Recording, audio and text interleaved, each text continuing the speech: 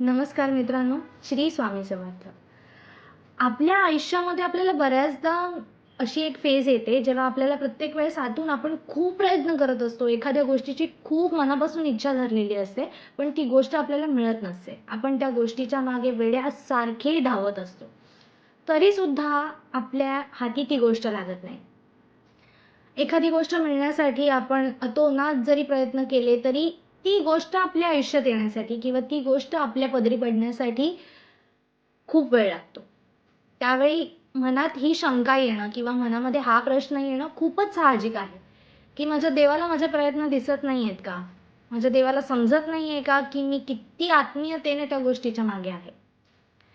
पण खरं सांगू का मित्रांनो, बऱ्याचदा देवाचं नियोजन हे आपल्या इच्छेपेक्षा खूप खूप खूप वेगळं असतं. सध्याच कुठेतरी वाचलेली एक लाईन आहे.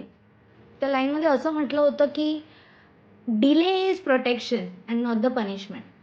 म्हणजे एखादी गोष्ट तुम्हाला मिळण्यासाठी खूप वेळ जात असेल, तर त्याचा अर्थ देव तुमचं प्रोटेक्शन करतोय त्या गोष्टीपासून किंवा त्या गोष्टीच्या रिलेटेड असणाऱ्या काही वाईट परिणामांपासून. गोष्टी उशिराने मिळतायत किंवा मला जे हवंय ते मिळतच नाहीये. म्हणजे देवाचं माझ्यावर लक्षच नाहीये. माझे प्रयत्नच कितीही केले तरी ते कमी पडतायत. माझ्या पदरी मला जे हवं तसं फळ मिळतच नाहीये.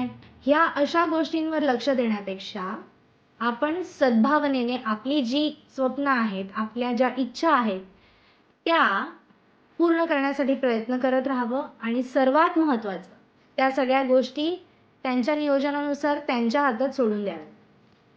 त्यांच्या इच्छेने या जगात सर्व काही घडतं. त्याच प्रकारे त्यांच्या इच्छेनेच आपल्यासाठी जे योग्य आहे ते नक्कीच योग्य वेळी घडेल ह्याची खात्री मनात असायला हवी. त्यामुळे आयुष्यात कितीही वाईट वेळ आली किंवा कितीही संकट आली, कितीही वेळा वाटलं की आता संपलंय सगळं, आता नाही काही होऊ शकत, हरले आहे मी किंवा हरलोय मी, अशा वेळी हार मानणं हे योग्य नाही. देवाने आपल्याला मनुष्यजन्म दिलेला आहे. आलेल्या संकटांना तोंड देऊन त्यांच्यावर मात करून देवावर श्रद्धा ठेवून पुढे जाणं हे मनुष्य धर्माचं सार आहे. त्याच्यामुळे देवावर श्रद्धा ही नेहमी ठेवा. स्वामी समर्थ तुमच्या सतत सोबत आहेत आणि योग्य वेळी योग्य ती फळ देण्याची जबाबदारी ही त्यांचीच आहे आणि ते नक्की पूर्ण करा. श्री स्वामी समर्थ.